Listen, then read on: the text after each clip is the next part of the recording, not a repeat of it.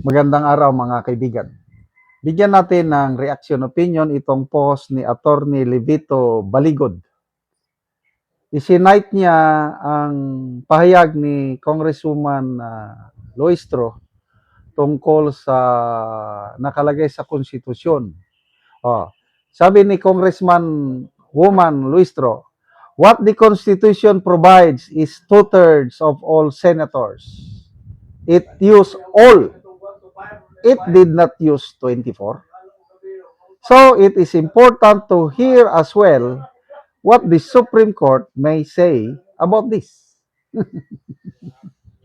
So, ang sinasabi ni Luistro, huwag kayong magbase sa 24. Dahil ang nakalagay sa Constitution is all.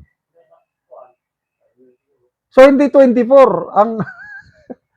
So, ang tawag dyan ni Attorney Baligod, sabi niya, legal sophistry, nakakaya.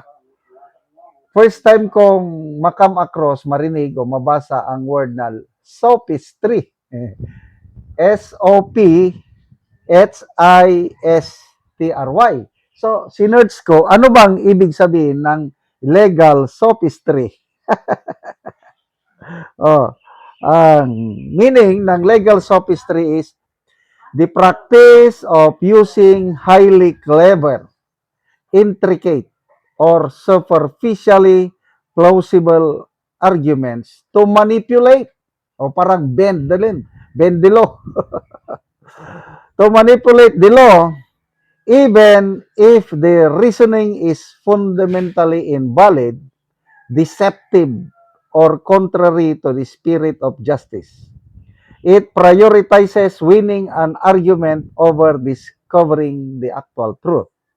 Okay, what are the core characteristics of legal sophistry? Number one is specious reasoning.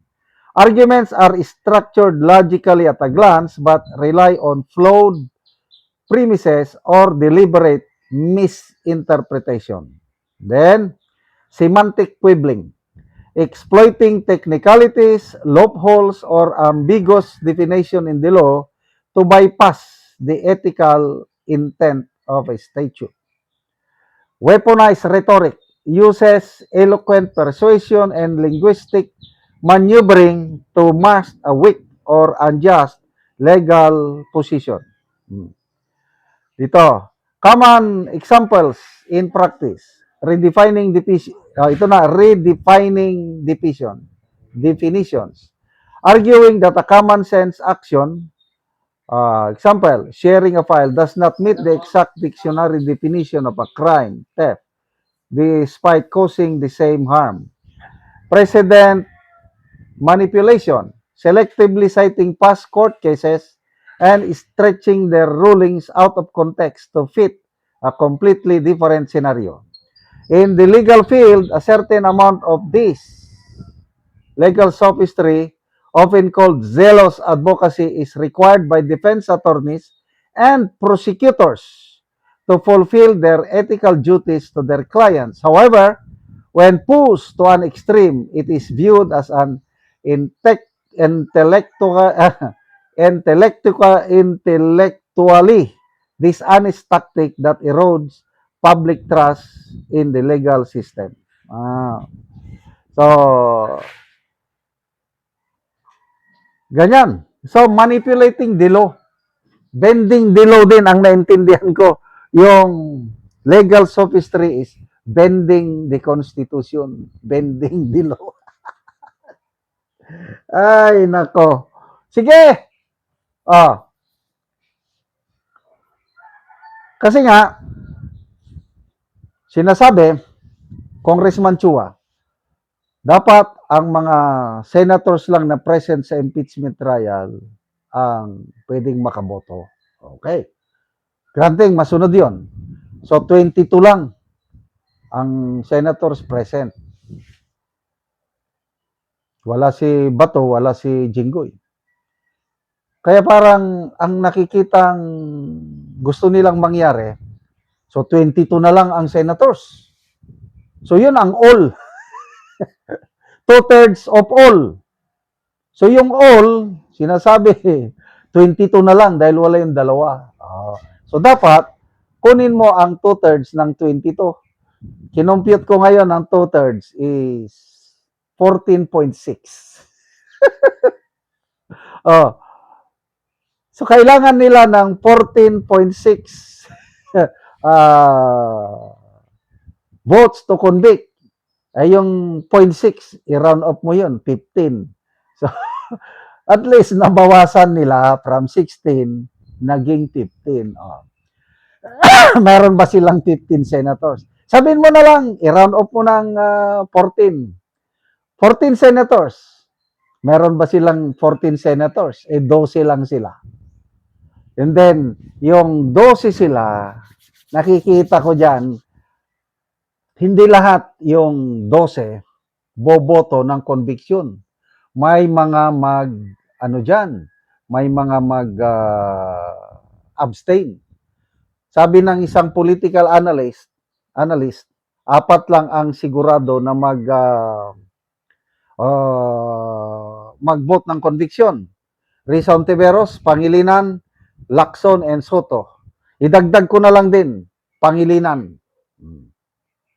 Tulpo, idagdag mo na lang din yung 2 tulpo, 7. Sino pa? Subiri, nako, kakandidato yan. Either senador or governor ng Bukidnon. Sa tindi ng batikos na natatanggap ni Subiri ngayon, hindi lang sa Bukidnon, Mindanao, buong bansa, tingin ko hindi magbo-vote ng conviction si Subiri. The least that he can do para makabawi is boboto siya ng acquittal na palagi niyang ginagawa noon. Yan ang stand niya eh. Hindi siya pabor sa impeachment. Either acquittal or abstention. Wala na. Sino pa yung... Lito Lapid. Conviction din yan. Madaling-madala yan siya. So, 8 na sila. Gatchalian. Tingnan natin. Re-election ni si Gatchalian eh. Sino pa ba yung ibang... Escudero. Nakikita ko, lumipat lang ng kampo si Escudero para tingin ng marami para hindi na siya kasuhan. Kailang pagdating sa impeachment, ibang usapan na yan. Kung kakandidato ulit si Escudero sa 2028, re-electionist yan, di posibleng mag-abstain siya. So, hindi mo masigurado. Kaya alanganin, hindi sila makakuha ng 16, 15 man o 14. So, good luck. Legal sophistry. Salamat mga kaibigan sa inyong pagsubaybay sa channel na ito. Nakakatulong kayo ng malaki sa tribong Talandig ng Bukidnon dahil ang income natin sa channel na ito is pantulong sa tribo. Namimigay tayo ng libreng yero at pako para makapagpatayo sila ng mas maayos na tirahan. Panoorin niyo ang video na ito. Ako diri sa gipatindog nga balay sa tabangan na Mugyero. Una na ang gipatindog nga balay nga pag-aatopan karon sa dinhi sa Upper Kalapat sa balay ni Nico Hinganan. So mo na ni ang yero nga among gihatag nga iatop karon.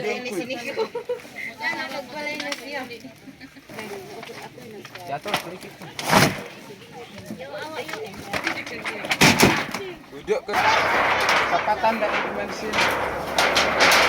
Wait, tadi baru.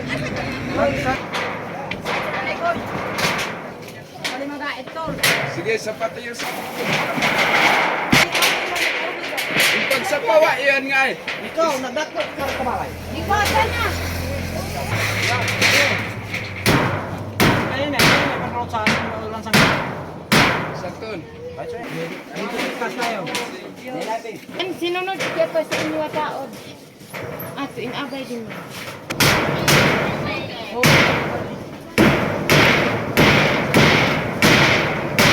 O karon humanagyod sa pag-atop ang ginatabang nga yero. So natupan na gyud ang ilang gipatandog nga balay ni Miko. Salamat sa Ginoo ug sa nagatag sa sin kay nakatop na ko sa akong gipatupod nga balay. Oo, so pila ni ka bulan nga aya pa natupan ang imong ipatindog nga balay? Isa ka bulan. Ayaw Isa? pa doon natupang. Mm. Wala pang tabang, di nagid ko katop sa akong balay kay akong paning kamot ko tog nagid sa pagkaon. Pagkaon ragyod. Taot unta nga dagang pa ang yatag nga tabang para dagan ang matabangan sama nako. Oo, so dagan pa nang inahanglan. Dagan pa ang nanginahanglan sama nimo. Oh, so salamat kayo.